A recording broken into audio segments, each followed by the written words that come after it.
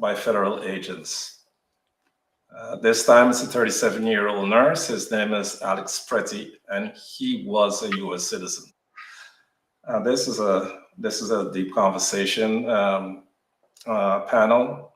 Good morning, Pastor Straker. I see we are both ready for the weather, and we are dealing with the weather here in New York City. Pastor Straker, I want to have you anchor this, so I'm going to go over to Jeff.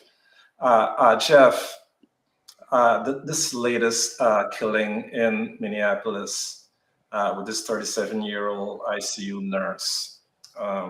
We're unsure what led up to the shooting, but what can you tell us?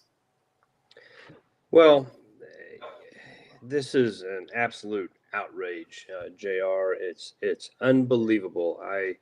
I wake up in the morning and, I don't even want to don't want to turn on the TV. I don't want to bring up open up my iPad because I just have come to expect the next most unbelievable thing. But this is extraordinary. Alex Pretti and Renee Good. These people were executed. They were just shot in a defenseless position. And it's heartbreaking to see this and to imagine the pain that their families, their friends, Mr. Pretti, he was a nurse at the Veterans Administration, serving the people that we say that we respect and honor so much. Do we, do we really, because, when this happens, when it happened, what's the first thing that Kristi Noem and Stephen Miller say? Well, this guy's a domestic terrorist. He went out there with the intent to harm as many law officials as he possibly could. He shouldn't have a gun. What a bunch of hypocrites, right? How much documentation do we have at protest with these faux military people with their AR-15s and assault style weapons, all dressed up like Halloween, walking around and like they're out there, protecting the public. What's the deal with Kyle Rittenhouse? Our American hero that shot two. There he is. Shot two innocent people and killed them and injured another. He's walking around giving speeches. This is just unbelievable to me. And these responses, and Noem and Miller and those people, the lies that they spew in the face of the evidence is unbelievable. What lies are they telling when there is no evidence?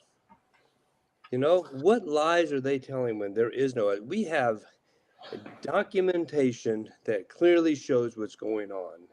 And, they shot that poor man probably in the back of the head when he was face down and then stepped back and shot him 5 more times.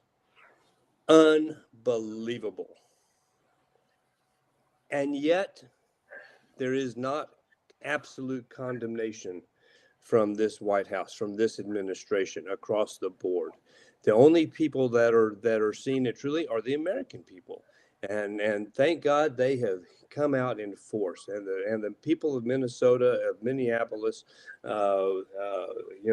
hats off to them out there in the frigid weather, raising their voice, exercising their constitutional right to protest this kind of action, this type of uncontrolled autocratic action that is going on by our government. Fortunately, because of their actions, there you have it, right there. I mean, the man is, does he look like he's in a aggressive position? I don't think so. Because of their action, there is some pullback now from the White House, and this Bavino guy who, another egomaniac in his big coat, wandering around, throwing gas canisters at people, is now gone back to his old job in Southern California. Good riddance. But they've sent Homan in, and Homan earlier, I don't know, this month, has said they're putting together a database of people that are attending these protests to be used for retribution. This is our government purposely doing these things. So, I'm outraged. We have to stand up. I implore people to protest where you are and call and email your senators. And you can go to 5calls.org, the number 5, CALLS.org. And it will walk you through how to contact your senators and voice your concerns. And just remember, when you make that call, state your name, state your full address, and make sure you say that you are a constituent. We cannot sit still for this. We cannot allow this to happen. And it has to not just be a Minnesota protest. It's got to be nationwide. Every chance you get, lift your voice up and say, this is not okay. Thank you. Thank you, Jeff. Thank you for your perspective. Audience, if you're just joining us, we're having a conversation around the killing of 37-year-old ICU nurse Alex Pretti. There are so many videos out there, and yet the government is trying to contest what happened. I'd like to welcome in Dr. Giddings. Dr. Giddings, what is your takeaway? I mean, this is unbelievable, happening right in front of our eyes. Yes. Good morning, panelists. Good morning, everyone listening. Yeah, I mean, this was very disturbing. I mean, you wake up Saturday morning and, you turn on the TV and this is what you see. And the thing is, it kind of takes you back to during the pandemic when this all happened with George Floyd. Everybody was home to see it. Now the winter storm caused everyone to be home to visualize this and see this stuff on loop. And it's just so shocking, sickening, disturbing. And it just, you just keep wondering, is this where we are? But I want to say a little bit about Alex Pretti. He was an ICU nurse at the Veterans Hospital in Minnesota. I mean, that means an intensive care unit nurse taking care of our veterans. And it's just so sad that his parents lost him. And just to read a couple excerpts from the statement from the family of Alex Pretti, which is Michael and Susan Pretti, their parents. It says, "We are heartbroken, but also very angry. Alex was a kind-hearted soul who cared deeply for his family and friends, and also the American veterans whom he cared for as an ICU nurse in the Minneapolis VA hospital. Alex wanted to make a difference in this world. Unfortunately, he will not be with us to see his impact. I do not throw around the word hero term lightly. However, his last thought and act was to protect a woman. And he was in the street just protecting these two ladies who they shoved to the sidewalk. And, he wasn't brandishing a weapon. And so, all our rights are being infringed upon. The First Amendment, the Second Amendment, people are being captured from their homes. Citizens are being killed. This is not what we are and what we're asking for. And then to mention, so the administration came out with their false narratives about Alex. And then once all the videos kept coming and looping, they were starting to make a little bit of a shift. But changing Greg Bovino to Homan, I mean, I don't know if you guys remembered Homan, but he, in the first administration, was the architect of the family separation policies. And, he'll say things like, in Arizona, he made a speech to tell people to look over their shoulders and, things like that. He was involved in that, in accepting $50,000 in cash bribes from an undercover FBI agent, for which the DOJ just stopped that investigation. So basically, they're just changing personnel. They're not changing any kind of policies, etc. And so right now, Congress is asking them to, dismiss Kristi Noem because she's the head of DHS. And but also, I think that we should really take care of the person that is the architect of the policy, and that's Steve Miller. I mean, these are the people that are promoting all of this, ICE, confusion and immorality and just terrorizing of our citizens on the street. They're terrorizing them, brutalizing them, and killing them. I mean, this kind of thing should stop. And when this occurred, Pam Bondi actually sent a letter saying that we can remove the law, the ICE people, if you guys give us your data, your voter rolls. So they want the voter rolls. That's basically the point.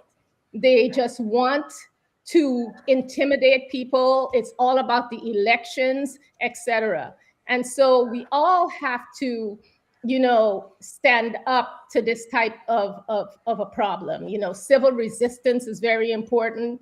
Your rights matter, rule of law matter. So, but the people in Minnesota and Minneapolis, I really, they are basically awe-inspiring because they're out there in the frigid temperatures, sub-zero. They have this spirit, this resolve. They're all unified. They're protecting their neighbors. They're getting them food and, giving them rights, kids' rights to school and things like that. So that really makes you feel, it's a warm feeling when you see all this civil resistance to just protect their communities and take care of each other. So I think that we just have to keep doing this, keep organizing, keep galvanizing, and keep saying something. I think that there's a bill in Congress now to give more funding to DHS, and I think Congress is just not going to vote. At least the Democrats are not going to vote for that. So we just have to keep pushing back and keep resisting, and I think it'll be okay, because we're noticing somewhat of a shift with the administration right now. Hey, Dr. Giddings, just let me jump in just a second, JR.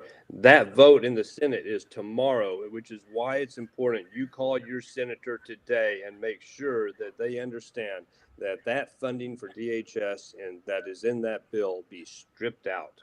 And so make that call. Listen, this is it's so polarizing. It's so heartbreaking that it has to be a subject of contention.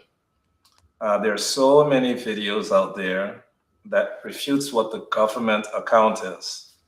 I'm going to go over to Rabbi Cohen. Rabbi Cohen, is this a dangerous moment in this country right now? For the country, not. I think it's localized. I think for the discourse and in terms of the way that things are being framed, I think we do have a problem that we have to address. So why do I say for the country not? Because there clearly is going to be a reset over here in the way that Trump addresses the issue of people who are illegally in the country who have broken the law. So I think he realizes that, if anyone was going into the backyard of Home Depot and just picking up all the day workers who are waiting to get a job, they're not going to be doing that anymore. I think that's gone. I think they got the message that this doesn't make sense. But Trump is still pretty much convinced. I remember he had the conversation yesterday with the governor and with the mayor, with Mayor Fry and Governor Walz. How do we do this right? In other words, and I think that unfortunately the commentators, I'm not talking about present company, but I'm saying commentators throughout, really have a free pass, because you can go to the worst part of this incident. Clearly, I mean, from the pictures you're showing, it doesn't look like, it looks like something went very badly wrong over there, right? That Mr. Alex Pretti is his name, was not a threat. It was not a threat to ICE, but we do have and that's where discipline, and that's where new leadership comes in to Tom Homan has a lot of experience with law enforcement, with policing, and so on. But one of the things that they're asking is, everyone agrees that First Amendment is appropriate. So if I want to go and take out a sign and go on the street and protest, ICE, stop doing what you're doing. If I want to make noise, if I want to blast my horn, maybe even if I want to stand outside the hotel where these guys are sleeping and blast my horn a whole night. First Amendment, not much I can do. Maybe there's a city ordinance about making too much noise. But if there is a situation, and I don't know that there is, I'm just saying this is the claim, that there are situations where really dangerous people have been they've been in the middle of an arrest action on a really dangerous person, somebody who's done real physical harm to another person who is not legally in the country. And then people from the side have injected themselves in that situation. And in a way, it's sort of it's asking for trouble, because obviously you're dealing with armed ICE agents, you're dealing with a lot of incitement, and you need really, really trained people to not respond in the wrong way, as may have happened in this case. So you're creating a very volatile situation. Again, it's localized. It's not a threat to the country. The country will figure it out.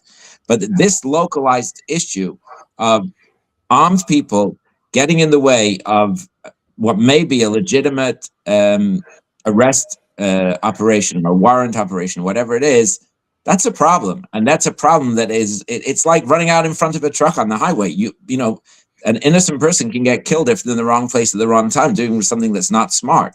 If you want to protest, absolutely protest, but do it at a distance. Use your hands, but don't put your body in the way. Now, I have not heard any report that the operation that was being undertaken by the ICE people was the original operation, the one that led to this. I have not seen a report that they were just going after an innocent person. I think that that's not part of the story. The story is... Cohen, what about the Second Amendment? He has a right... He has a right, yes. Okay, let's go to the Second Amendment. Okay, very good. So now, again, he did not deserve to die. That's clear. He was legally allowed to carry a gun. He was legally allowed to be on the street. He had Second Amendment rights. The circumstances that led those Trump officials to say, and they may be wrong, and they may very well be wrong, but the reason they were suspicious in the beginning is because he came with 2 loaded magazines and no ID.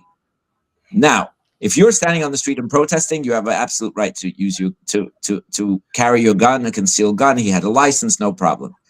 If you inject yourself into an active law enforcement situation with that gun, you may still be legal, but you may be not smart.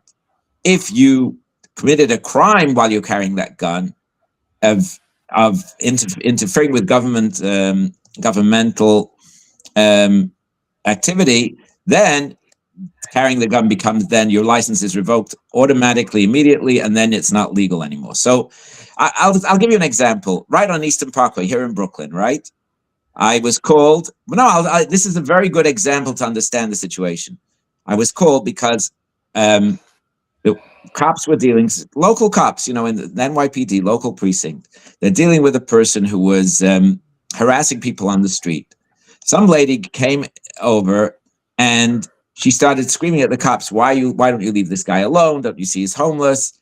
And etc. It happens to be a daughter of someone I know. So somebody else intervened and started, and then when she stood in the cop's way and tried to block him from opening his door, he actually arrested her. Somebody on the side said, well, why do you let this escalate? And so on. But it's a very difficult situation. There was no gun involved over there, thank God. But as soon as you do something to block the way of a policeman who's doing his job, you are now committing a crime. You can be arrested, and now the dynamic changes. Now, Yes, No, no, absolutely. Rabbi, 1 minute, Rabbi. So do it. Could we, So one second. Let's do it this way. Does everyone agree that Mr. Fry was trying to prevent the officer from addressing a situation that he perceived? We do, right? We said there were two women. I would like to roll the tape here. I would like to roll the tape. Okay. You roll the tape. Could you, let's get an angle on this, because we, obviously. Wait. Before you do this, JR, before you do this, this is not talking about shooting the guy in the back of the head. I'm not talking about that part of it. Clearly, tensions were, what it looks like is that tensions really got high, and a cop who did something terrible that he should not have done. No question about. I'm not questioning that part of it. I'm just saying, you're asking me about a guy with a gun, innocent, protesting peacefully. He injected himself into a law enforcement situation. The cop responded inappropriately, but it's almost inevitable that if you are going to, and remember, the same day an ICE agent had his finger bitten off. Is that a lie, or is that also, or is that not true, or is that maybe true? So an ICE agent had his finger bitten off trying to, in a different incident in Minnesota, in that same group. So the people of Minnesota, the ones now. The problem over here is, one second. Okay, show the tape. Run the tape. Go ahead. Go with the tape. Run the tape. We have to roll the tape. Kindly roll the tape.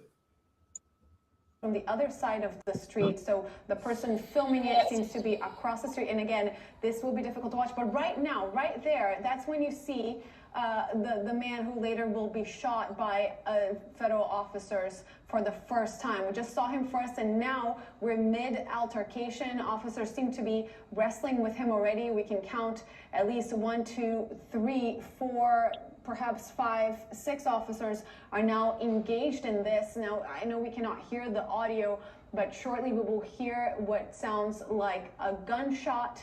And that is when you start hearing the reaction. There it is. And then you hear multiple loud pops. That narrator now saying, "What the F react."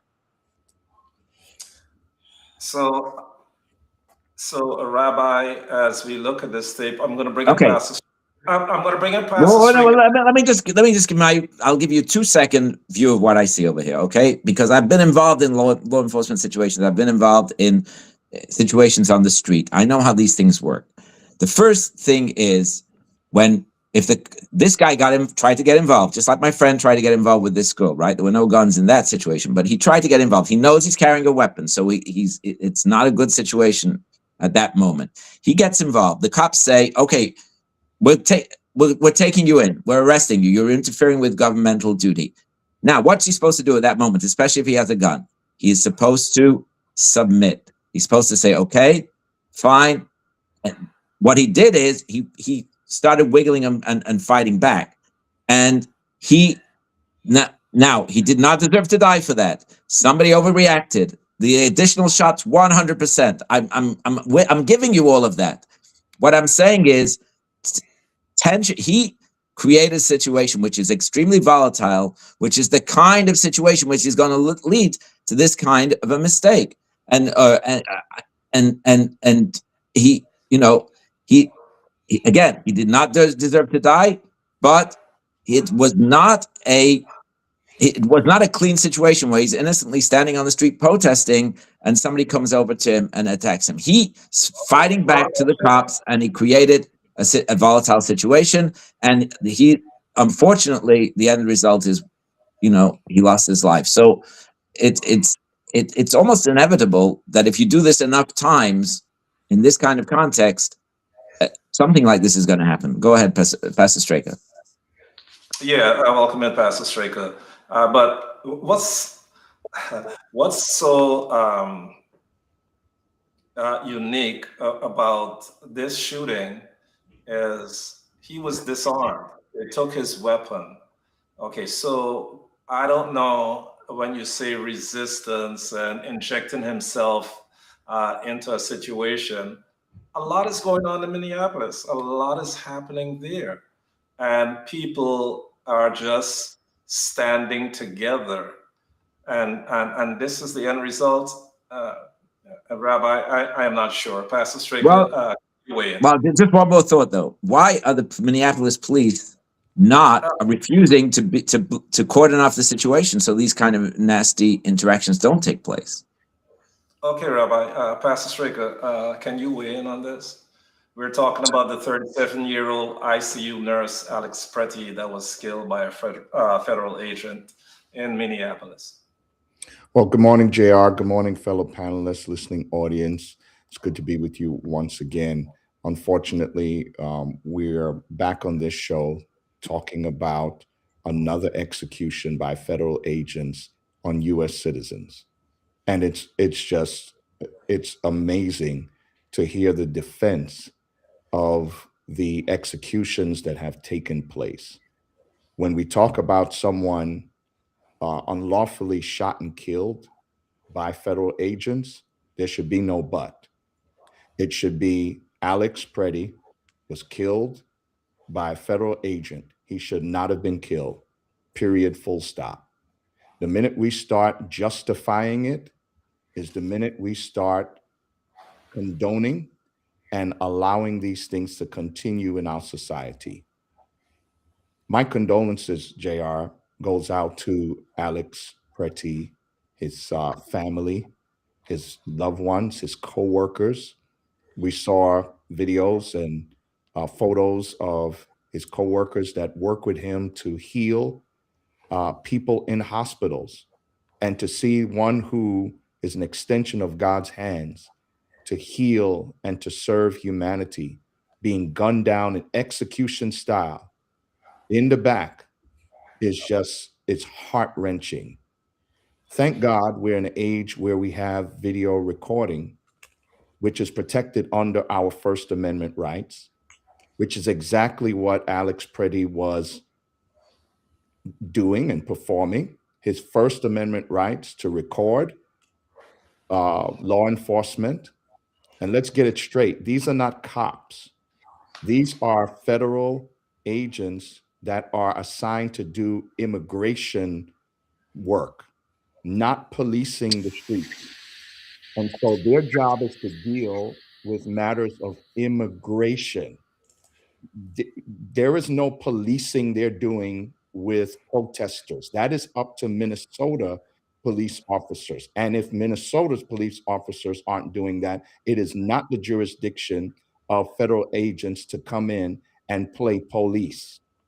And so here is Alex Pretti.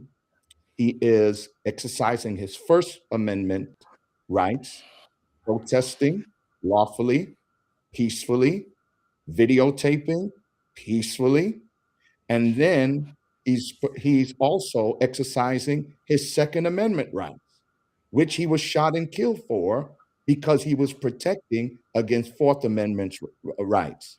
And so there is a violation of our amendment rights in America, and it's clear that this administration is condoning it. So what do we have, JR? We have what we're seeing with our very eyes once again on the recording. And yet this administration is going to tell you what you see. It is amazing that we can clearly see that this gentleman was recording. The federal agents did not like that he was recording. They tried to move him back onto the sidewalk. Then we see that a woman was shoved down to the ground. She wasn't being detained. She was pushed aggressively and violently by these federal agents. And as a man with good conscience and morals, Alex Pretti, who is his career is protecting and healing and helping people, stepped in between because he realized this woman could easily be killed like Miss Good, who was killed just a couple of weeks ago.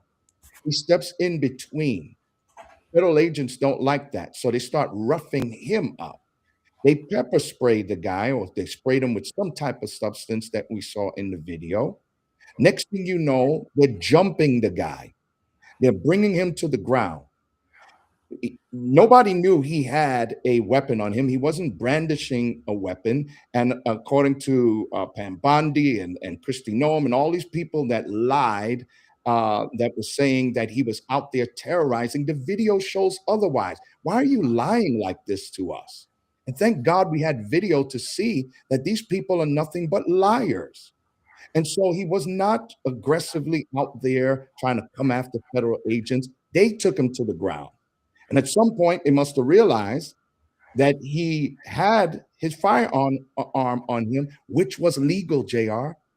And so we also see the video that the gun was pulled away from him. And after the gun was pulled away, shots rang out. 10 shots, I believe.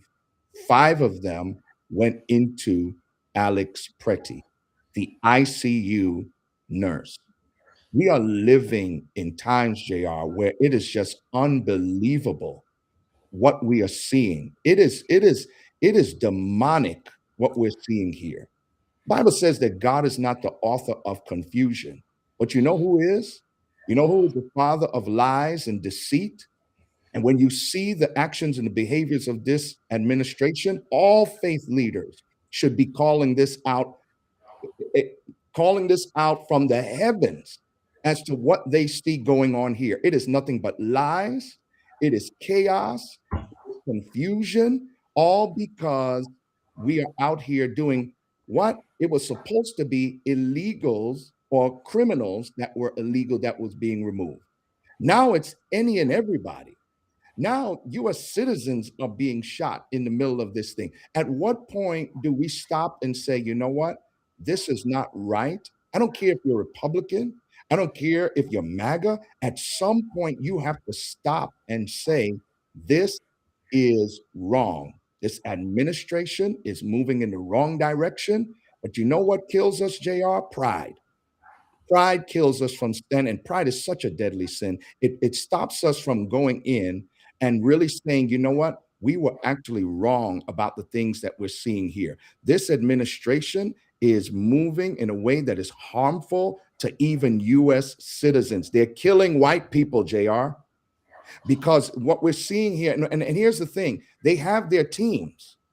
So Alex Pretti walks into a protest. He's not brandishing his weapon. He has a concealed license to carry. He's not brandishing the weapon. He's not using it against anyone. He's lawfully carrying it. But let's compare him with Kyle Rittenhouse, who inserted himself in Wisconsin with a AR-15 style rifle, shot 3 people, killed 2 of them, and was heralded by the Trump administration as a hero, heralded by MAGA as a hero. Let's take the comparison a little bit further. Remember a guy, a black young man named Philando Castile? I believe that was Minnesota. And he had his legal firearm on him. He told the police he had his legal firearm on him, and the police shot him to death in front of his woman, in front of his child. There is a different level of justice that's happening here in America. And at one point, JR, we thought it was just black people. But now it's anyone that opposes this Trump administration. And at some point, as leaders, we have to be responsible and just say, enough is enough. This is a disaster. And we are heading in the wrong direction. The ICE should be dismantled. We have allowed thousands of agents untrained to get in and get paid and become these vigilantes. They have not adequately trained. They are not adequately screened. The ICE should be defunded and dismantled immediately. And so what should we be doing right now, JR? Someone said it earlier, calling our legislators. For me, I'm beyond marching in the streets and so forth. And I'm not saying that we shouldn't do it. I applaud these people that are out there, negative sub-zero temperatures, fighting for justice. But where we need to fight is at the ballot box.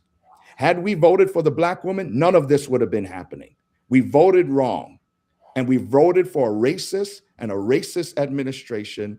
Not only that, we voted for a very biased and prejudiced administration that is continuing to attack people that are not in alignment with their MAGA movement. But even those that are of a different race that are in alignment are now seeing the repercussions of their vote. The vote is what we need to do. We need to let these legislators know, if you're going to fund this type of activity, then we're going to vote you out. Votes talk. Money talks. Big corporations need to feel it as well, and they need to get their skin in the game and start pushing back on this administration. What we're seeing is just absolutely egregious. And if we just stay silent, then we are complicit in every death that's going to come forward. These people don't care, and it's up to us to open up our mouths, especially faith leaders, and use our prophetic tongues and be able to say, this is abhorrent, this is totally a disaster, and we are calling on the federal administration and the president to change course immediately. Move ICE out. But what are they doing, JR? They're trying to extort Minnesota. They're saying, hey, just give us the voting records, give us the health records and who's on certain benefits.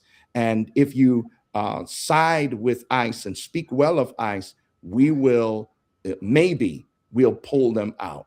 This is the most mafia move, trying to make them an offer that they feel that Minnesota can't refuse. Well, JR, the people are speaking.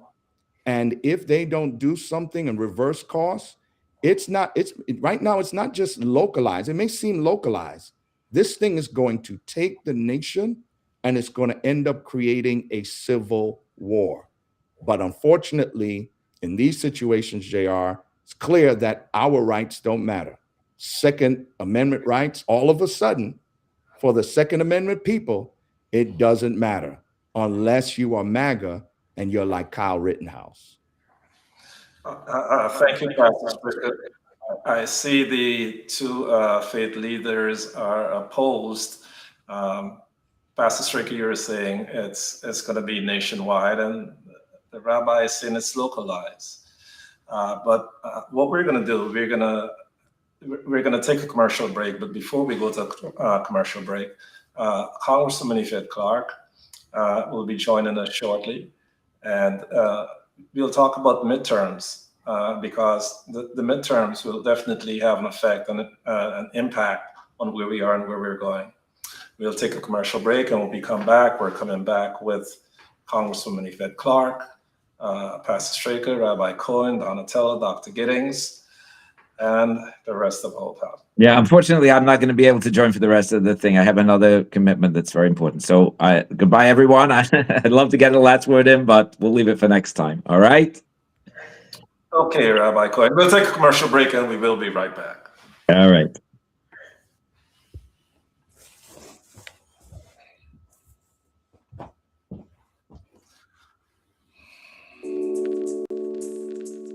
Whatever your audiology needs are, we are here to help. Our full-time staff includes doctors of audiology, graduate student clinicians.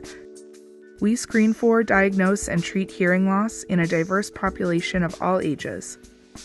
We work closely with primary care physicians, otolaryngologists, and other healthcare providers to ensure that we are treating the whole person, not just their hearing. Many jobs are available with the City of New York today. Get connected to career opportunities as a teacher, school nurse, correction officer, taxi inspector, and more.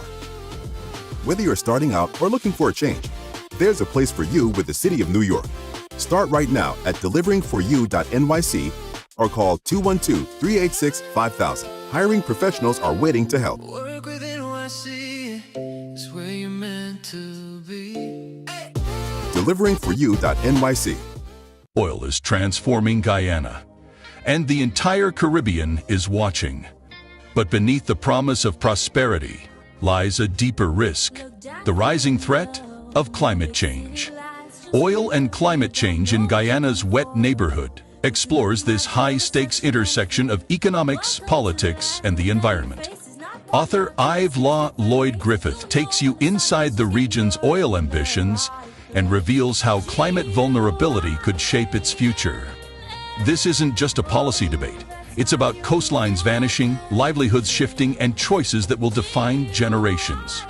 Packed with insight, data, and sharp analysis, this book is essential reading for anyone who cares about the Caribbean's future. Are we on a path to progress or peril? Dive into the story that affects us all, Oil and Climate Change in Guyana's Wet Neighborhood, by Ive Law Lloyd Griffith.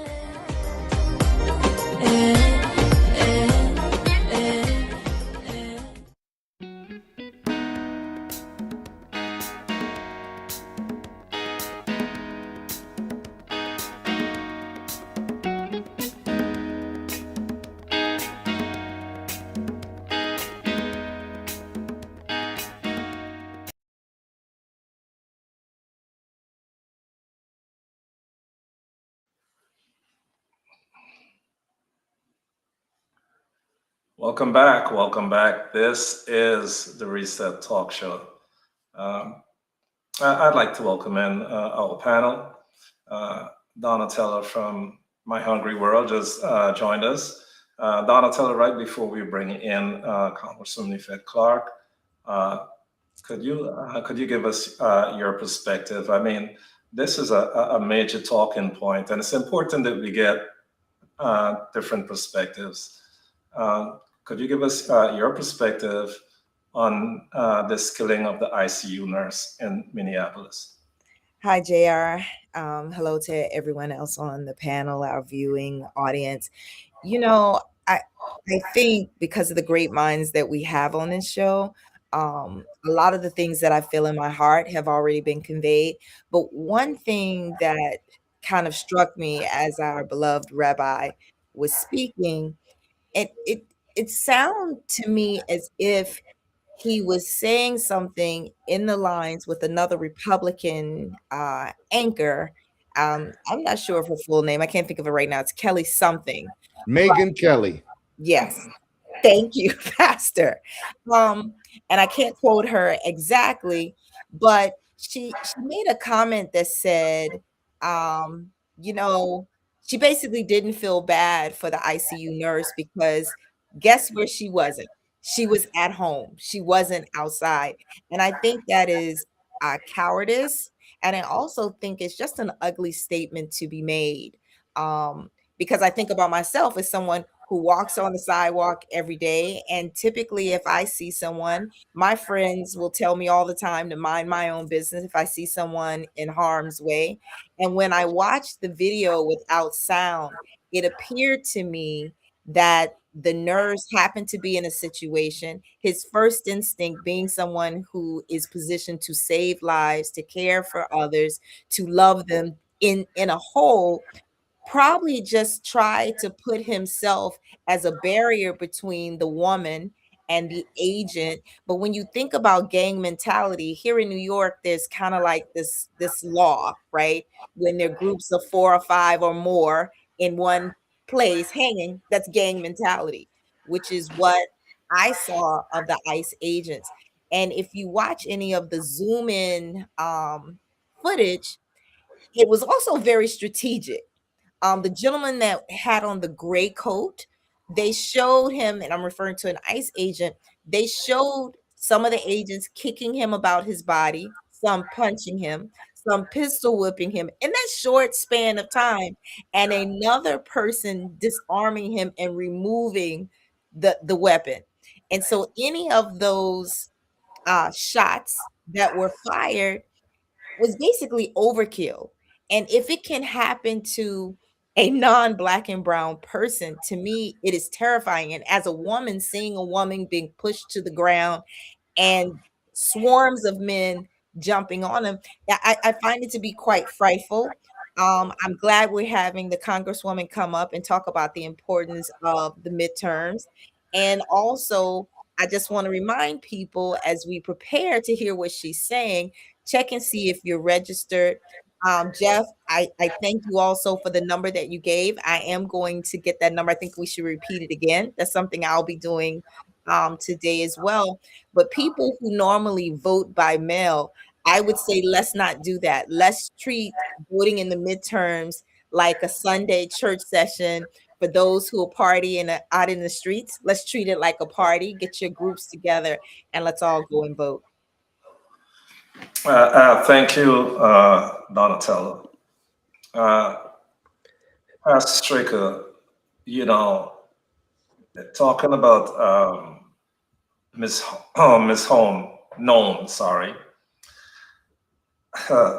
This is what you call gaslighting, what she's trying to do, and to see our government try to distance themselves from her, but she still has a job. It's a problem. What are your thoughts on that? Well, JR, it just goes to show that this administration really has no bottom, no dignity. You and I leading anything that causes such great catastrophe and chaos in the land, immediately we would be fired or replaced or suspended or some type of action. This woman, Kristi Noem, blames her lack of due diligence in getting the facts and investigation on Stephen Miller, a well-known racist, well-known for his just outlandish comments, and just she blames her reaction on his what you're seeing here would be comical if it wasn't so so drastic and so dangerous to our society. Lives are at stake here, JR.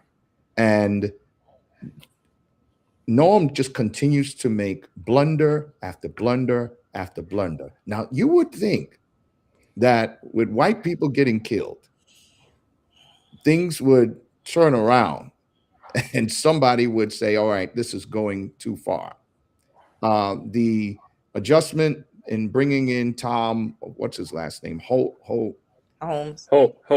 Holman really means absolutely nothing. I mean, you're trading the same player to come off the bench. And understand, somebody spoke about his history. He has his challenges as well. He's no better than the person before, but I guess they felt that something needed to happen in the public's eye to show that they were doing something. Why Kristi Noem is still there is a mystery to me, JR. Makes me wonder because, and you know, I hope I don't get in trouble for saying this, but it just seems like Trump has these Barbie doll type of women that he puts in certain positions that are unqualified, and they have this certain look. And it makes me wonder why he keeps them around, if there are other motives and agendas behind it, because they're clearly not qualified, JR. She does not know what she's doing, and she's creating harm and disaster in the nation. So, JR, your guess is as good as mine why she's still there. These guys have their own agenda, but all I know is that she's violating human rights, she's violating civil rights, she's violating the Constitution, and no one in that administration seems to care. You know, JR, can I jump? You know, one thing, Donatello, you were talking about, they've got this Mr. Pretti on the ground, and they're beating him, they're kicking, the guy's punching him 3 times in the face with a canister or something. Did he once reach for his weapon? No. He practiced absolute restraint. He never reached for it. He never threatened anybody. He didn't throw a punch that we can see. All his guilt was that he tried to help a woman back up to her feet that had been shoved by some goon in armor to the ground. And it's interesting to me that the rabbi takes these positions. How many times have we heard at the beginning of the Holocaust, if only people had stood up, where were the people then?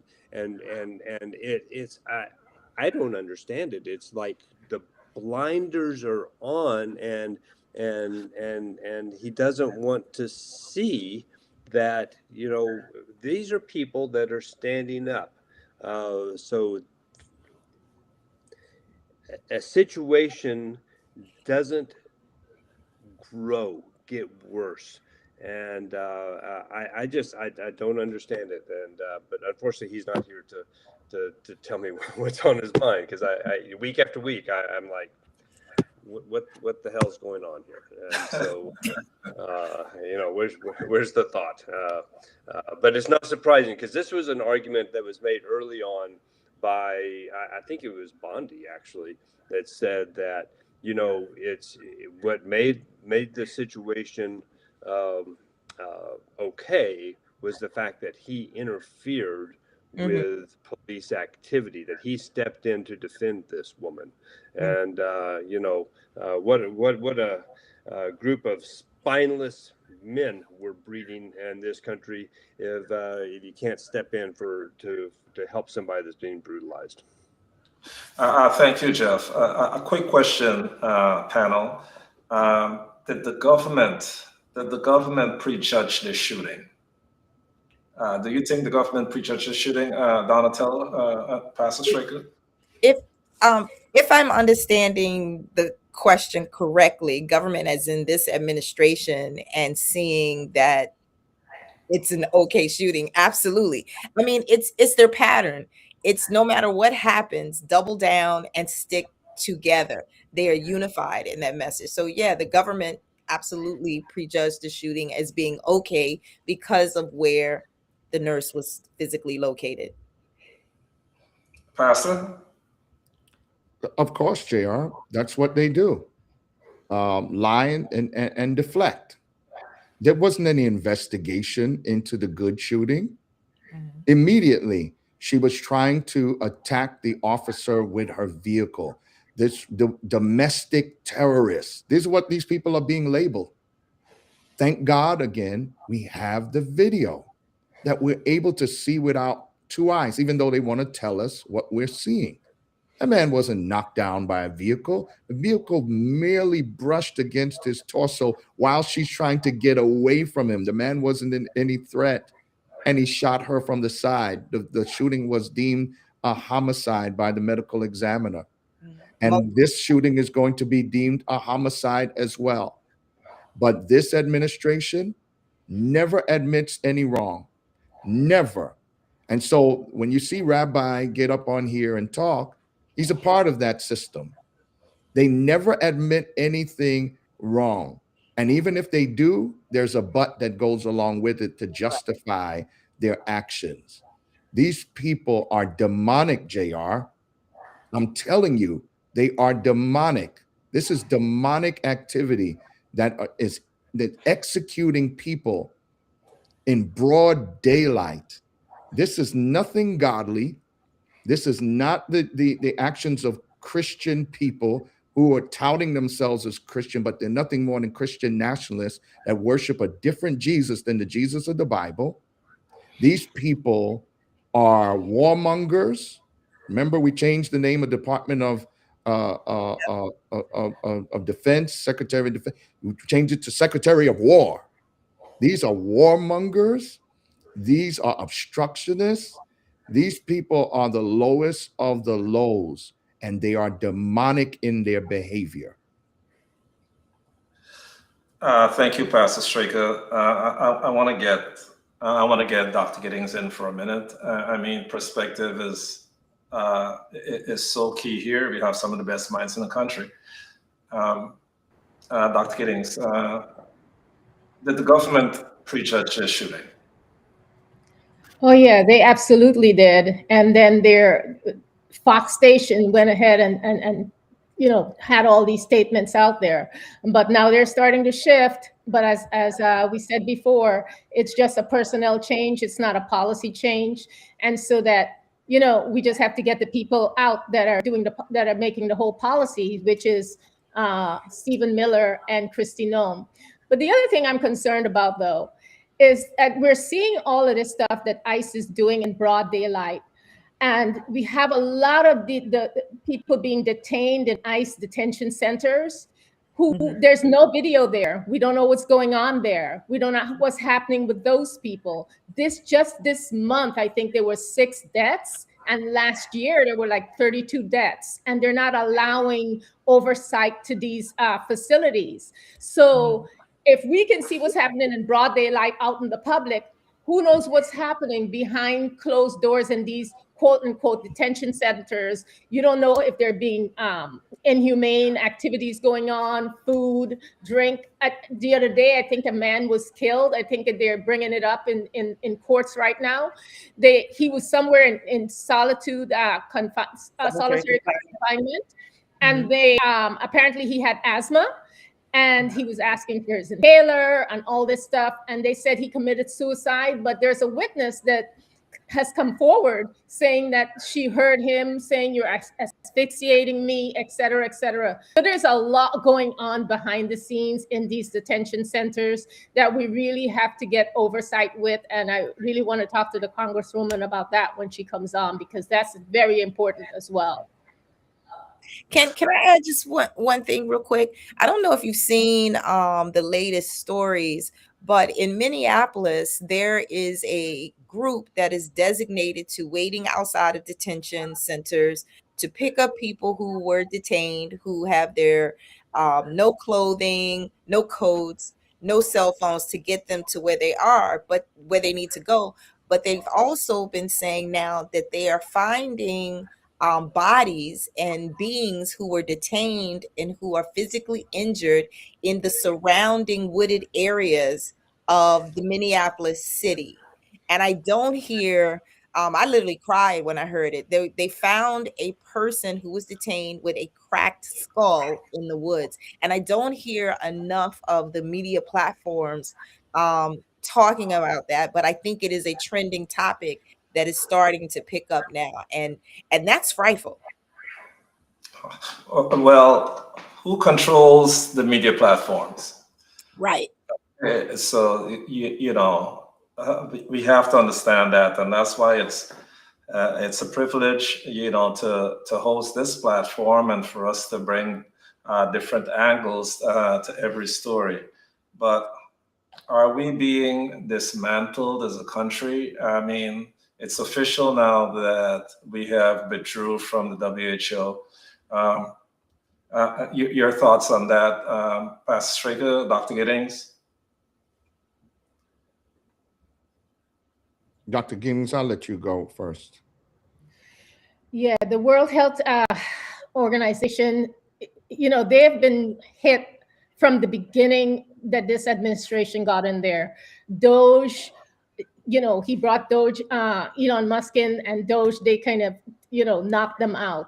I mean, we're out of the World Health Organization. We don't know what's going on in the world. That's pretty much what that is. There's no funding going to them. All these things are happening. Now, I believe that they have them in court, to kind of, figure out what's going on with all these different organizations being cut, especially USAID. That's all gone now. So, we don't know what's going on around the world. We're not really a major player in helping people around the world. And it's just, you can't find words anymore to describe what's going on here. And we're supposed to be the leader in America in all of these organizations and out there with science, et cetera. So now if we're not communicating with all of the scientists around the world, then we don't know what's going to happen. We don't, if something is upon us, we're not going to be able to prepare. And what I don't really understand, though, is that they're isolating us and keeping us this way. And when stuff goes on around the world, if we don't know what's going on, then we are going to be worse off. And the people who are implementing these, activities, they're all part of us also. So I'm like, what is it? You know how we say you're cutting off your nose to spite your face? All this stuff is helpful to us. So I don't understand the people that are implementing these policies. I don't understand what their end game is, because you're hurting yourself also. We're all in this together. So we're not going to know what's going on outside our borders, and we're just going to have to depend on our scientists figuring things out from their colleagues around the world. And so that makes things even more difficult. So, I mean, it's horrible. I mean, it's, the CDC is the CDC no more. The ACIP, they're coming out with crazy recommendations about vaccinations. They want us to have vaccinations like Denmark. And, of course, the AAP and 8 or 12 other organizations are in court suing them now and just putting out what is supposed to happen. Because before the ACIP came out, the AAP used to make their own immunization recommendations. So we're doing that as well. So there's so much going on and so much to talk about. I don't think we have time to do so. But right now, in terms of vaccinations for kids, you want to talk to your pediatricians, and you want to go to AAP or healthykids.org and get all the recommendations from them. But it's a sad state of affairs that's going on right now. Thank you, Dr. Giddings. Pastor Straker, what a disaster for us to be disconnected medically from the rest of the world.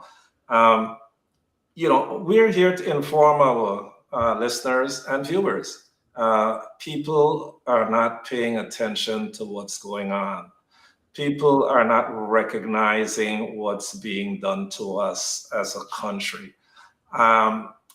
Give me your impressions, please. Well, again, this is just another example of the demonic playbook of this administration. The devil loves isolation. And when you don't want to be held accountable, the first thing you do is you isolate yourself from other institutions, other people. What this administration is doing is making sure that no one can hold them accountable, no one sees what they're doing.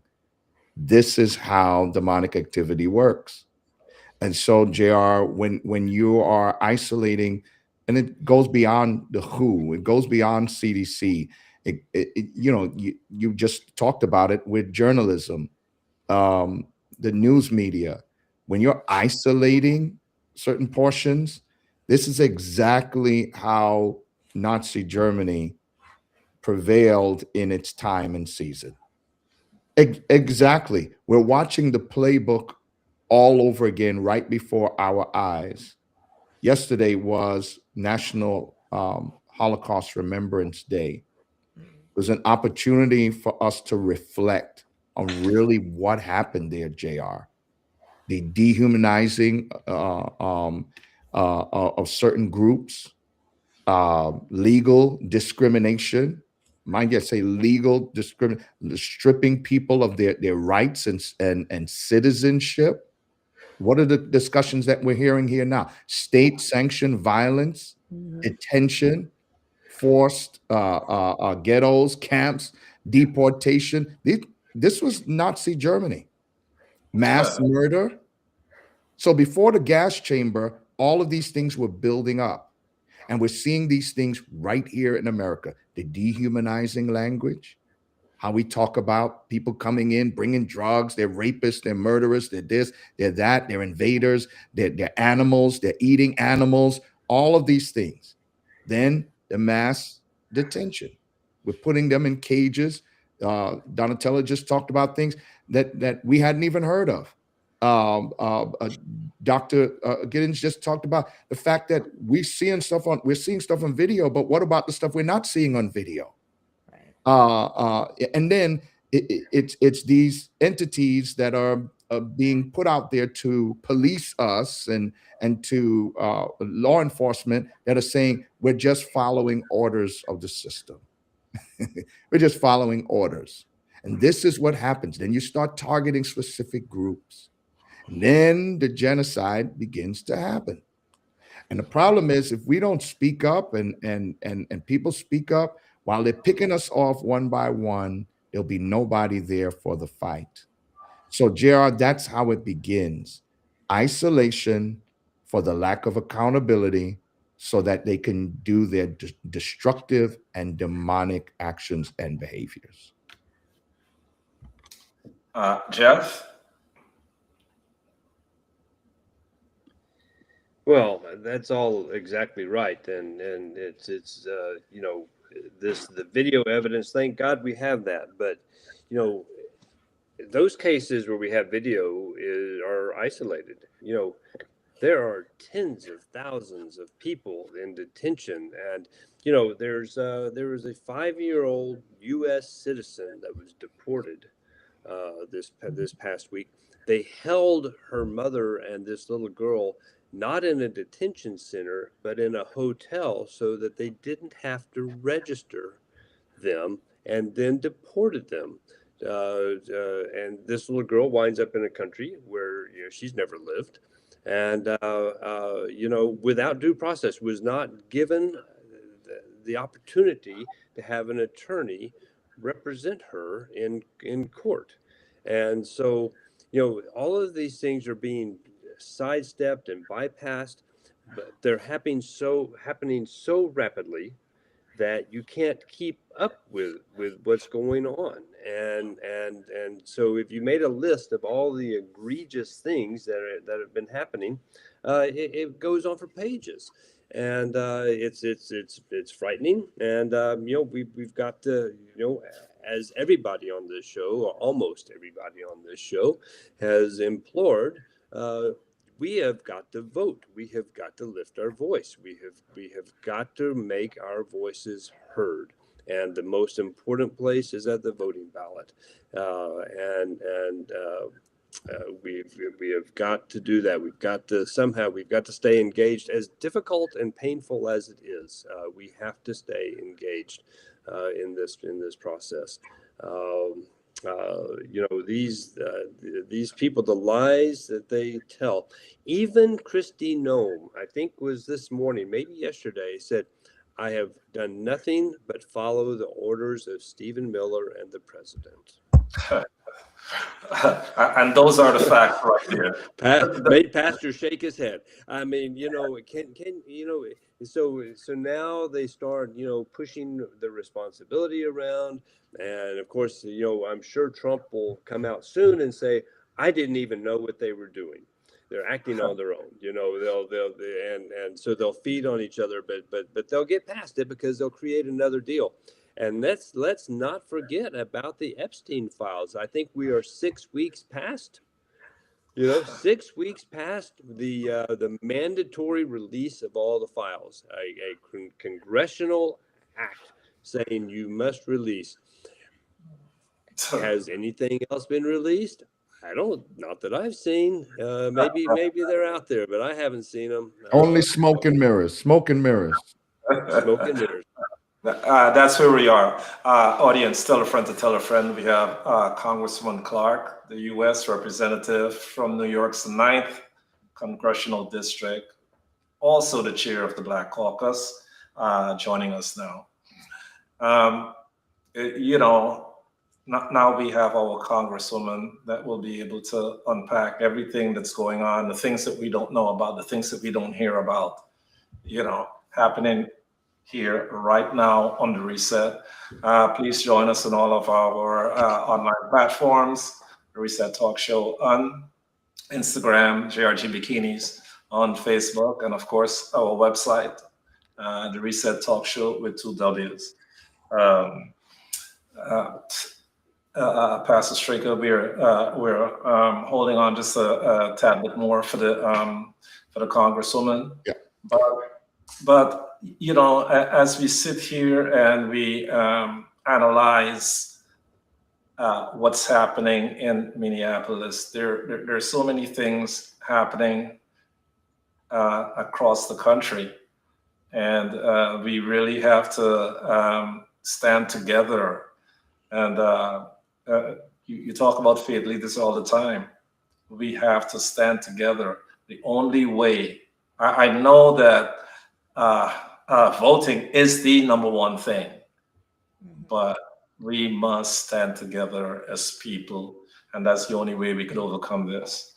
JR, yeah, JR, one of the things that we need to pay attention to is the erosion of our amendment rights. The First Amendment is under attack. Now, all of a sudden, Second Amendment seems to be under attack.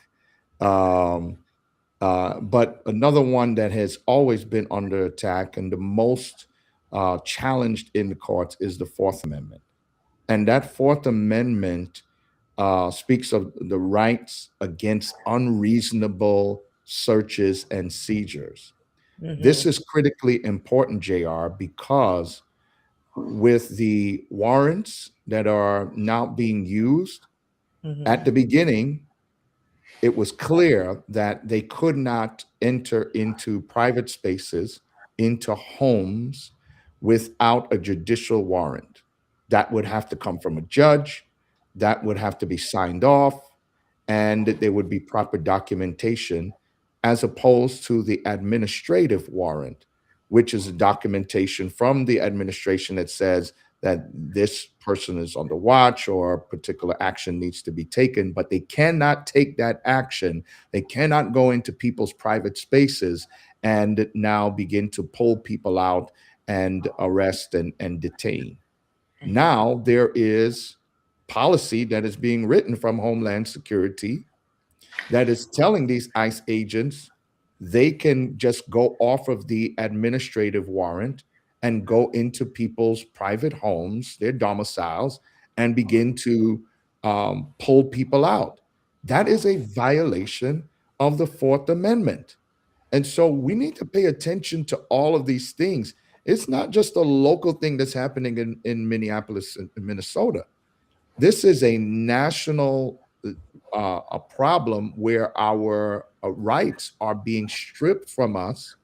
And it just seems like the Supreme Court, Trump's Supreme Court, tends to just go along with a lot of the illegal things that are happening. Now, thank God there are judges that are standing up and saying, no, you cannot do this. But this administration cares nothing for the rule of law.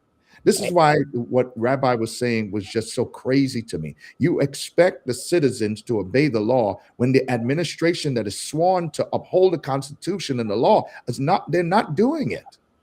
So don't hold the citizens responsible for things that the administration is not doing, that's creating the chaos. There has to be a difference between what is lawful, what is the law, and what is morally correct. And they're not always congruent. Remember, slavery was lawful. A lot of things that we see is lawful. And so these guys are rolling around here, and the comparison could be made, JR. They are moving like modern day slave catchers.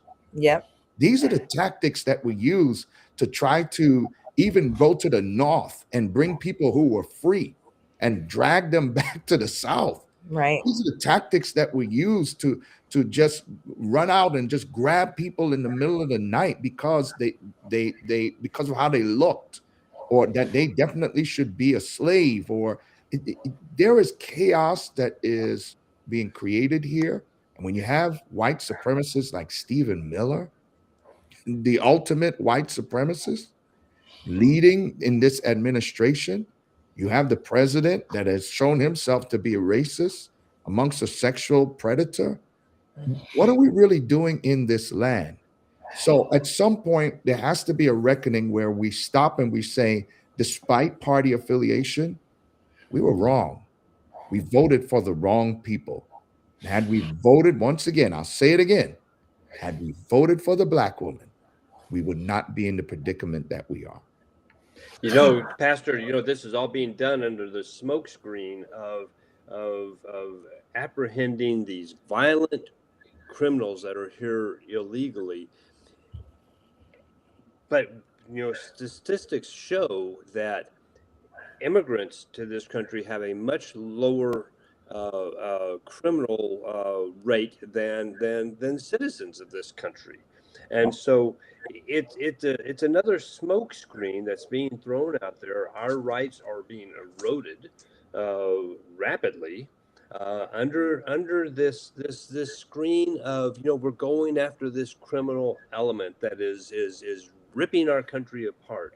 and it's just another lie, isn't it? It's But just well, Jeff, Minnesota is number 23 in the states of illegal immigration. Why is there such great activity in Minnesota? You need to ask those questions. For the voting. So understand the politics behind it and the games that are being played here. But I'm going to yield because I see our great Congresswoman is here. We're grateful for her being with us. Good morning, Congresswoman.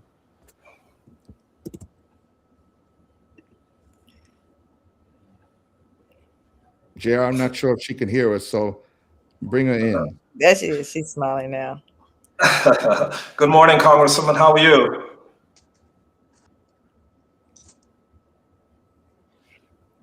Oh, maybe there's a lag time. The photo seems to be lagging just a bit. Oh man. Congresswoman, can you hear us? It doesn't appear. She has a beautiful background. Yes. And her hair looks great. The only time I have smiled this entire show just about was seeing her join. But she may have to switch over to her phone or something. Or come out and come back in, I think. Yeah. Yeah, I can't hear her. Vibes going. I'm connecting with her team right now. Okay. I'm with her team.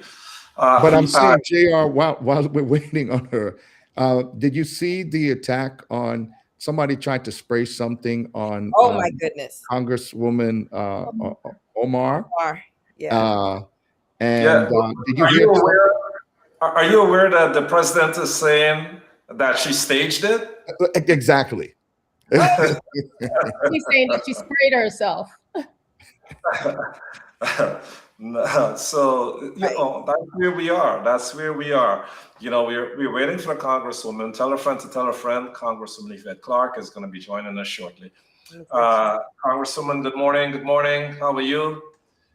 Hey, we Jess. can hear you before. Yes, now we can hear you. Good morning. Hello, can you all hear me? Yes, absolutely. Absolutely. Congresswoman, welcome back to the Reset Talk Show as always. Hello, Jess. There was a delay in your video. They said for you to log out and log back in. Okay, all right.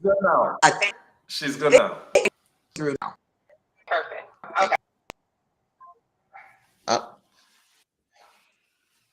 We having some difficulties. Can you all hear me? You look loud and clear. Loud and clear, Congresswoman. So much is going on in the country, but Congresswoman Clarke, the midterm elections are coming up in November. Can you tell our listeners and viewers what's the purpose of the midterm elections and how significant these midterm elections are?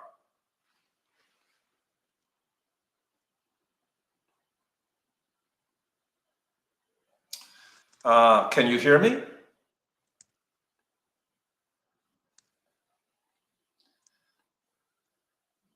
Okay. The Congresswoman is having some technical difficulties.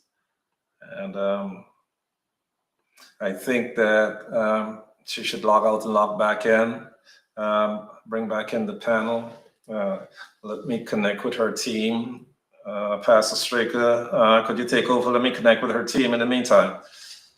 Sure. Well, as we're waiting on the Congresswoman to get back in, I know we're going to talk about these midterm elections. Jeff, what are your views on how critical these midterm elections are?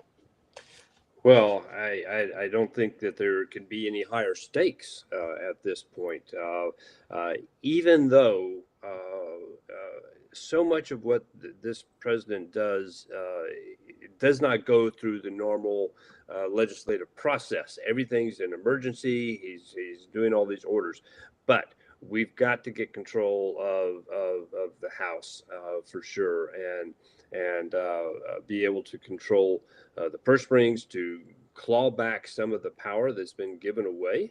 And the only way to do that is to get out and vote and to win those seats. And And it's got to be done by landslide. And there's going to be, there's been so much effort to put in. I think it was last week, Pastor, that you spoke about it, to redraw these voting lines, to gerrymander power away from the Democratic voting base, to isolate those people and to almost guarantee elections for the Republican Party.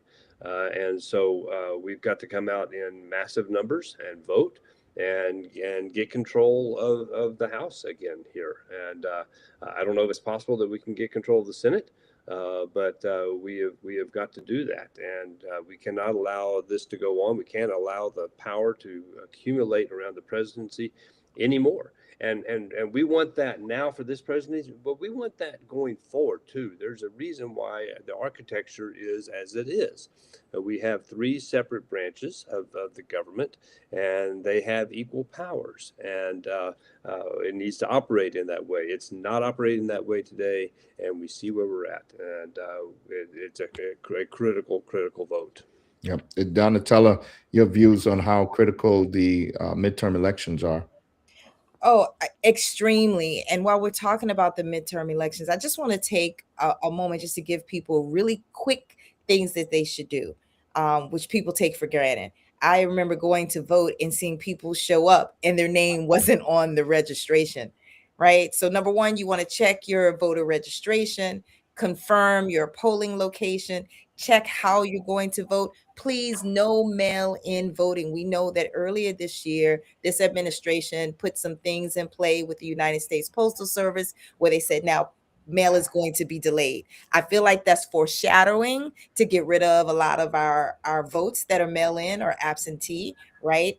Do not wait till the last minute. When early voting is available in your area, listen, you need to vote. If you guys don't know how to do these things, we're all on social media platforms. Send us DMs, reach out to your local council member, assembly member, and get registered to vote. So it is extremely important that we go out and vote, and we do not vote for this administration. I feel like we don't have to say that, or maybe you can't say that. I'm not a politician or a reverend.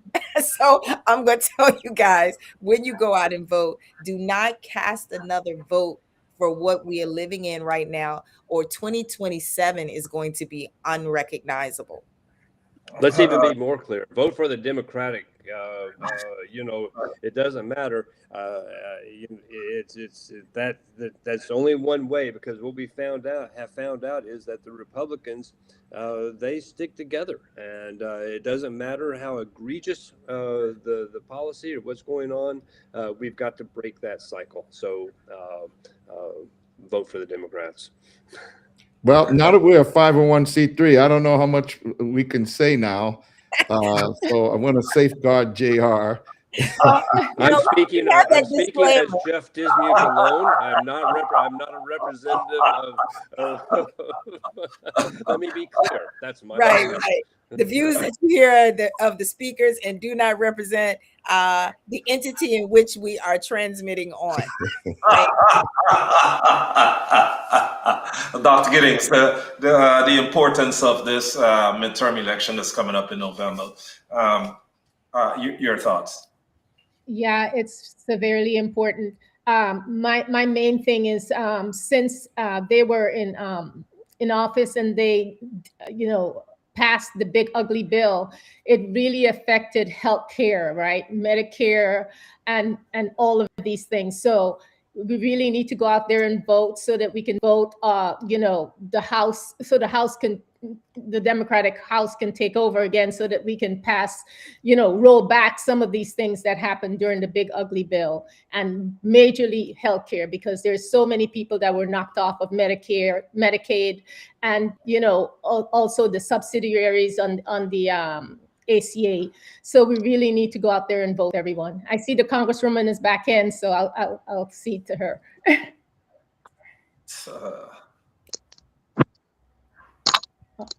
I apologize for all of the technical difficulties this morning. Congresswoman Clarke, it happens. It happens. It really does. It really does. It happens. So yes, it's so important that you convey to our listeners and viewers what the midterm elections are and how important it is to vote. Well, let me first of all thank you once again, JR, and the whole crew there for, keeping the fires burning, educating and informing our community, making sure that they stay engaged in this moment because we cannot acquiesce to the cruelty, the bigotry, the violence Hey, I'm on my shoulder. that is breaking out in our nation. And, there's one way that in our system of governance that we change this, this predicament that we have found ourselves in the United States. And that is for people of goodwill, people of all will to go out and vote. For our community, it is imperative. We have the power through our citizenship to direct the way that our nation treats people who are strangers, addresses the affordability crisis and corruption that is taking place under the Trump administration, deal with the issues of the day that sets our nation on the right path. Be that healthcare, which has to be paramount. And, I have to thank you because you stayed steady on the issue of healthcare. Without our health, nothing else really matters. Nothing else really matters. And so having the architecture of a 21st century modern day healthcare infrastructure requires a lot of work on our part. This is labor intensive. This type of work can't be done solely by AI. We have to have the personnel. We have to have those who are with the knowledge of care in those hospital suites, in those primary care clinics across this nation in order for us to maintain our humanity. And so when we see the crisis in Medicaid, for instance, it not only impacts those who need the insurance to be seen and by their physicians, it also impacts the entire infrastructure of healthcare. The reimbursement rates by which our physicians are paid, it impacts the amount of people who can enter the workforce as nurses and other allied healthcare professionals. It impacts on our ability to keep churning out the medical professionals that we need. I think that one of the things that people aren't taking enough note of is the retirement age of the boomer generation and how many of those people are retiring each and every day. These are folks who were the seasoned professionals across the board in our society. And if we don't have generations of talented, educated, informed tradespeople, if you will, because it goes across the board, we will find ourselves in a crisis of being unable to support ourselves as human beings, whether that is in healthcare or that in plumbing, electrical. There's so many ways in which we are aging as a society and not preparing the generations that have come after us to take on those obligations and responsibilities to society. And then there's a crew of people in America who want it just that way. It's just so unbelievable. So I'm going to stop here because I know there may be questions, there may be comments, but it's great to be back with you once again. Absolutely, absolutely, Congresswoman. Everybody, your questions have 1 minute per panelist. Remember, we're close to the top of the hour. Let's lead with you, Jeff, followed by Dr. Giddings and Donatella and Pastor Straker. One question, 1 minute. Well, good morning, Congresswoman Clarke. So glad to be here. We are living in some of the most tumultuous times I can remember in my life in our government. What is your recommendation for people to do right now across the nation to stand up and push back against this regime at this moment with the violence that we're seeing with ICE in our cities? Well, the great thing about this moment is that we are actually witnessing what people can do in real time.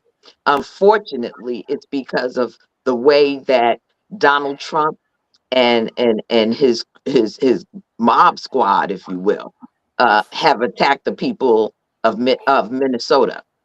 And the Minnesotans are really standing up as patriots in this moment. You know, they are looking after the least of these in their civil society, and they're not taking it. They're citizens, and they are out in the streets in sub freezing weather to demonstrate that they will disrupt this type of cruelty and evil. They will bear witness to what is taking place, and that they will make it known that they do not want ICE in Minnesota. And they are really demonstrating that, and that tremendous loss to them. You know, I don't think people realize that it has been extremely tragic. The gunning down of citizens in Minnesota, and at the same time, their economy is grinding to a halt because people are fearful. People are not going out. Those that are going out are out there in the protest movement. But there's so many other citizens that are just afraid to leave their homes. They've had to erect real mutual aid, block by block infrastructure to support one another. And so I think there's a lot to be learned from the people of Minnesota that we can do right here or prepare for. You know, I share with people that I don't think that the administration does anything that they are not have not planned out in advance. This whole idea of removing TPS from over 350,000 Haitians here in the United States means that these type of tactics that we're seeing in Minnesota can take place right here in New York City, in New York State. So we got to get prepared. Thank you, Dr. Giddings. Your question for Congresswoman Clarke.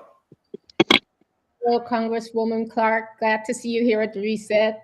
Now, I know there's a DHS funding bill coming up sometime this week, and no one wants the government to shut down, but we have to rein in these ICE people. So, what do you think is going to happen there? And also, oversight over the ICE detention centers. How is that going, and what are we doing to promote that? Yeah, well, let me start by saying, Donatella, that prior to our recess from Washington this week, we had a vote on the DHS funding bill in the House of Representatives, and the vast majority of Democrats voted no for the funding of DHS.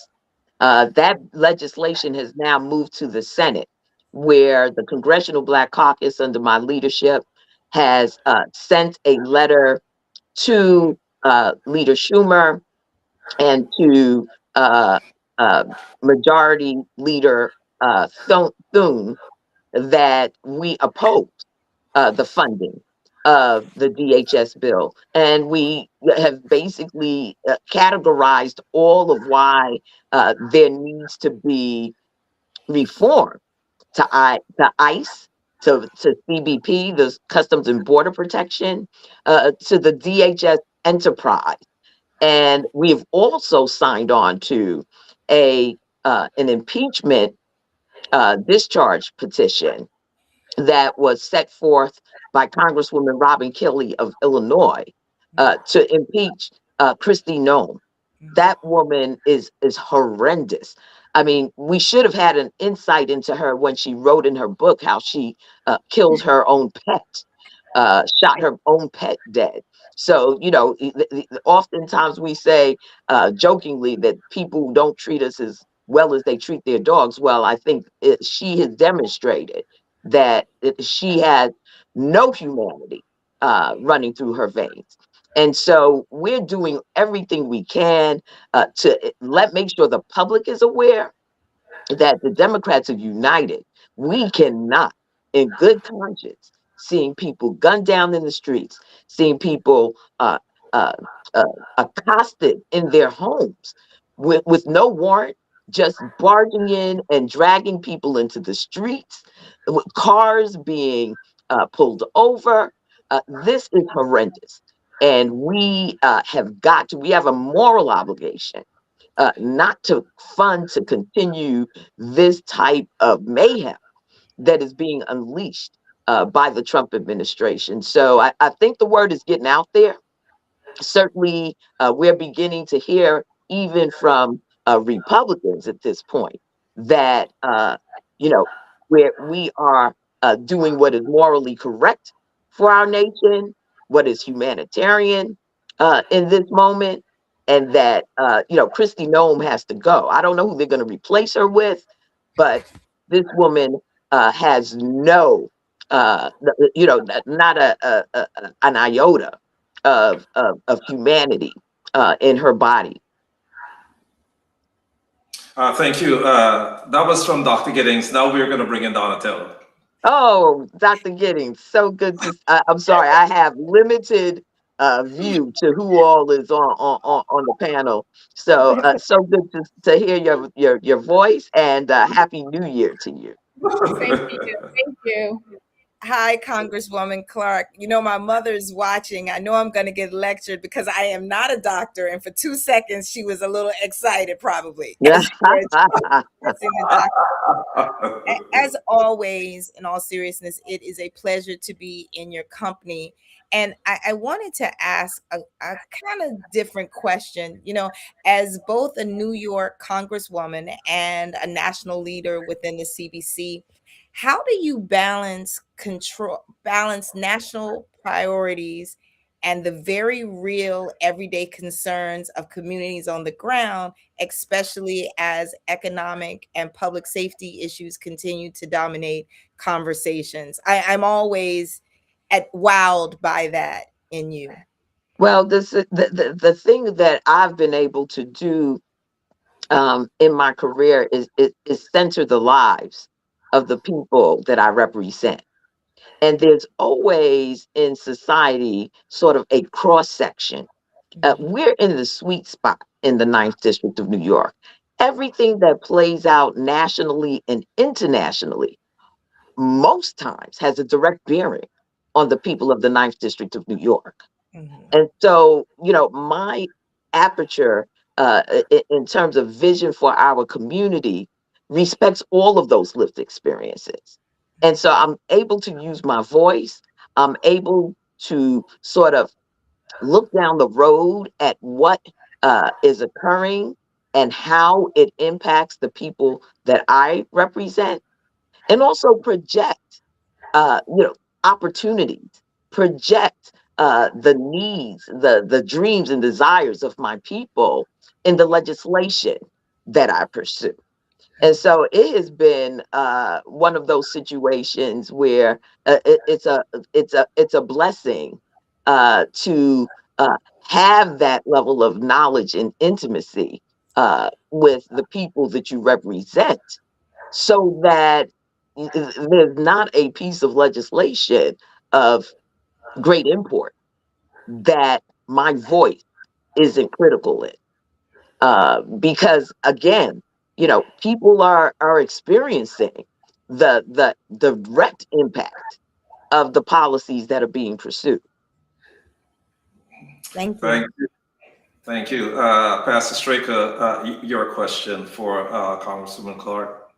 Good morning, good afternoon now, Congresswoman. It's good to have you with us. Thank you Good so much afternoon, Pastor Straker. for all of your hard work. Thank you. I, Thank you. I, I know I you're just back. wanted to comment a moment that I received your holiday card and how wonderful and beautiful your family looked. As I looked at it, I said, "Wow, he's got two young men coming up right there alongside him." Thank you so much, Congresswoman. That's really special coming from you. Listen, we're grateful for the work that you do. We know that you're out there battling on these front lines. We're living in crazy, crazy times, unprecedented times. We're hearing a lot of things that are being threatened. The Insurrection Act. Can you just talk about the Insurrection Act, what it is, and if it is actually something that the president uses at some point in time, how does it impact the midterm elections? Would it end up Yeah, suspending the uh, midterm elections?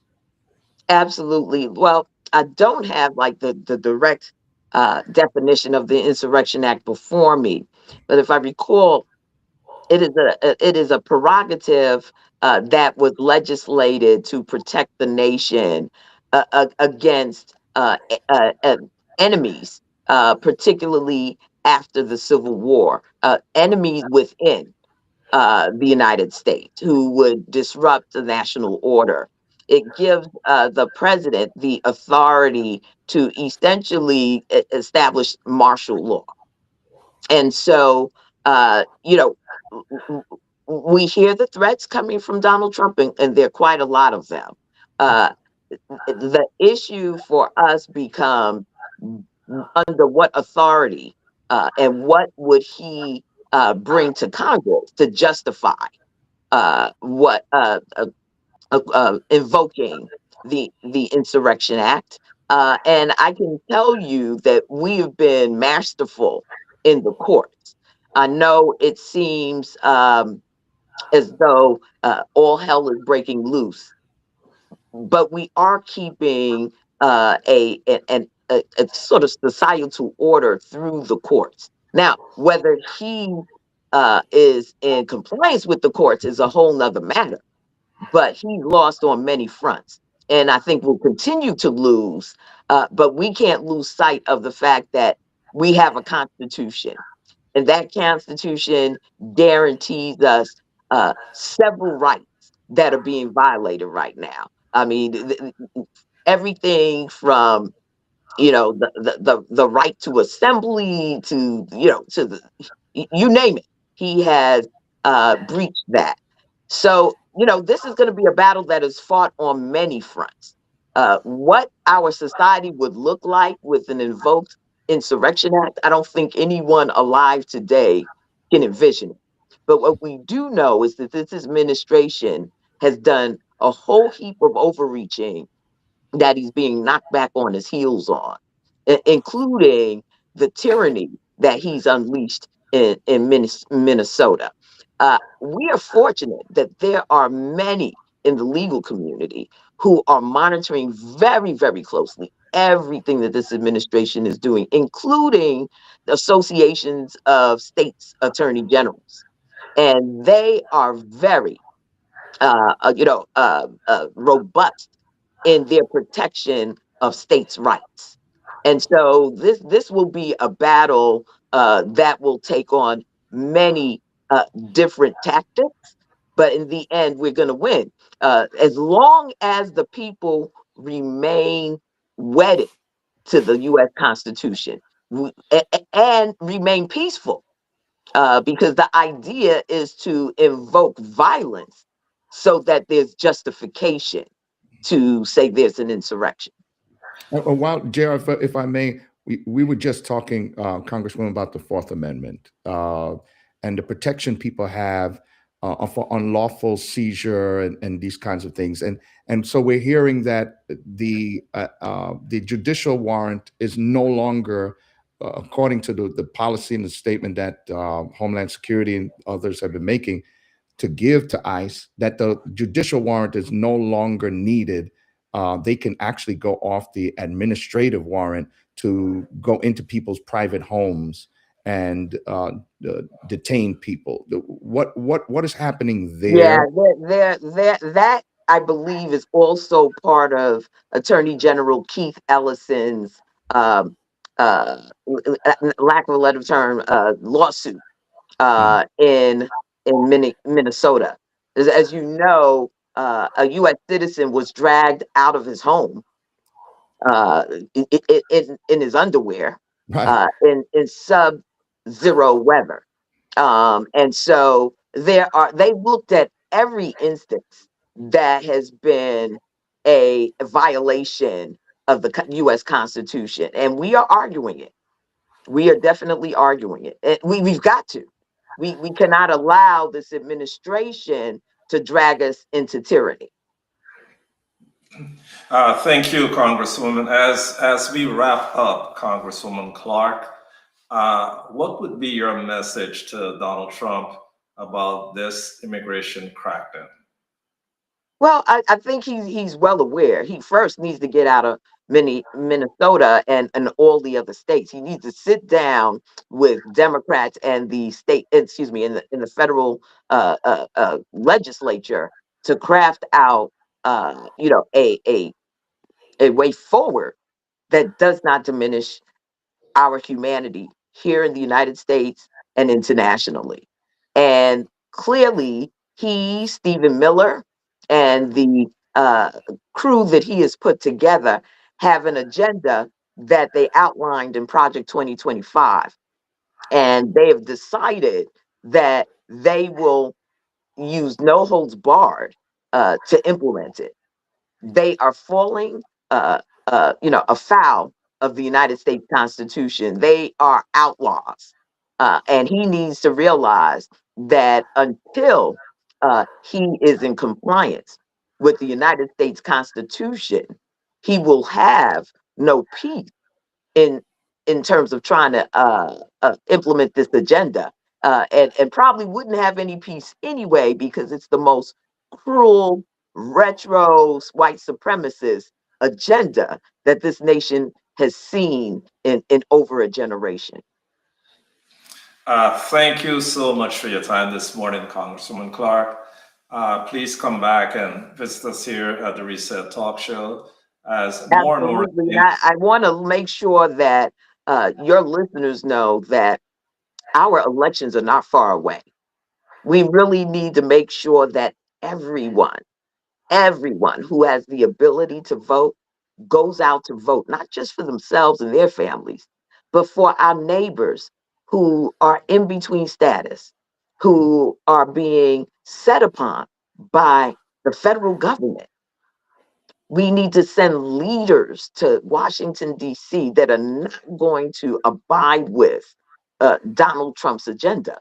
We've got to make sure that we take back the House of Representatives, that we take the United States Senate, and that we move this nation forward so that, one, these folks don't have unfettered access to the types of tactics, the tools that they are using to terrorize our communities. So, this is our power. This is our strength. And if we maximize on it in these upcoming elections, there's a primary in June. I'm being primaried. There's a November election. We need to go out in full force. Us, our children that are eligible to vote, our cousins, our aunties, our uncles, our nephews, everybody.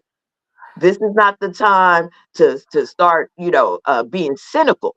This is about life saving. This is about really changing the course of our nation, and we have the power to do so. So let's get out, let's vote, let's register people to vote who are in our families, may have just turned 18. Let's get everyone we know who is eligible to vote out to vote. And for those who can't go out, let's make sure that they have mail-in ballots. We've got to do everything we can to flood the zone because that's what they're doing to us. thank you so much, Congresswoman Clarke. I mean, it's always a pleasure to have you here.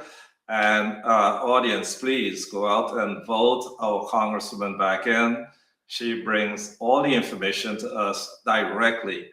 Tell a friend to tell a friend.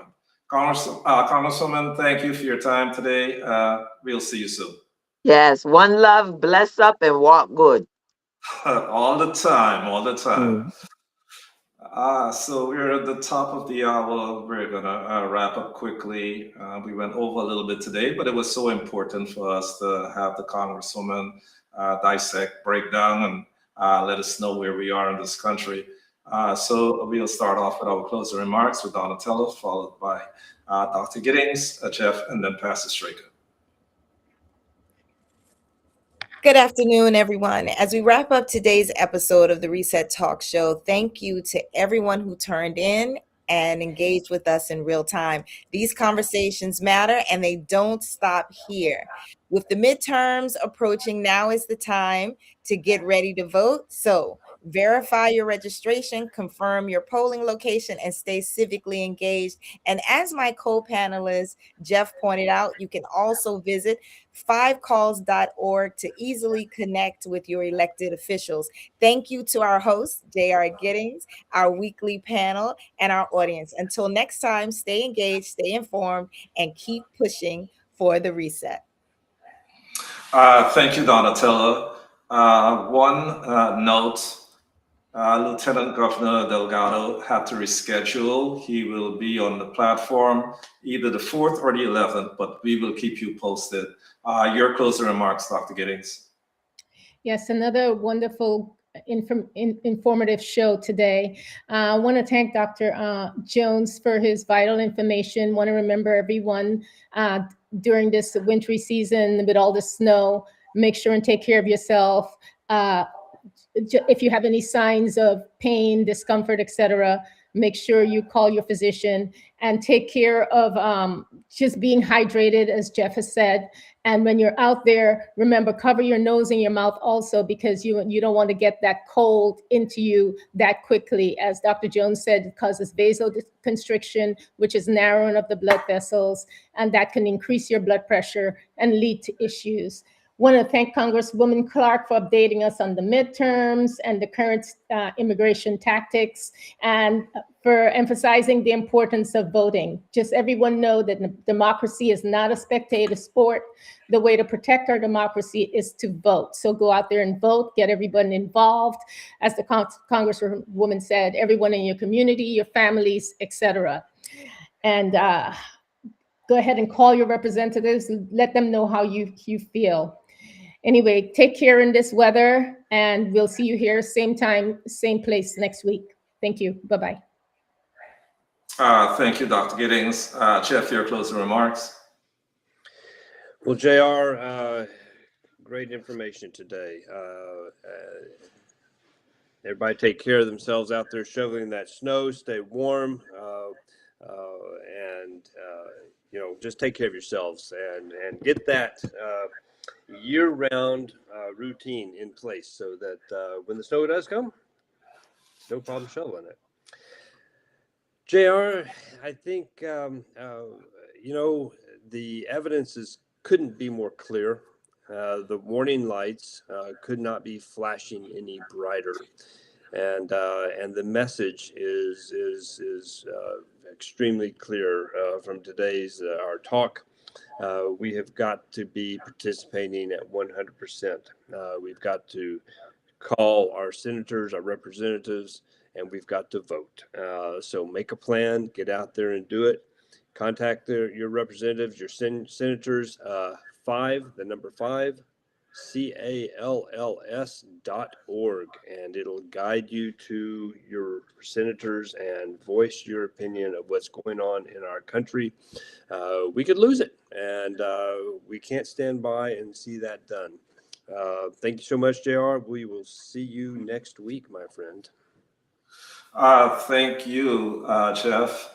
And we want to thank everyone for trusting us and letting us come into your homes every Wednesday.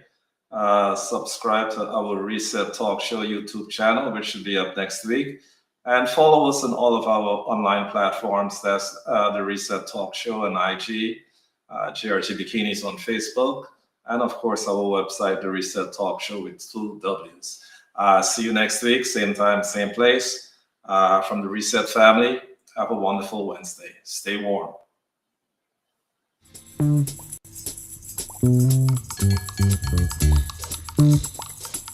you.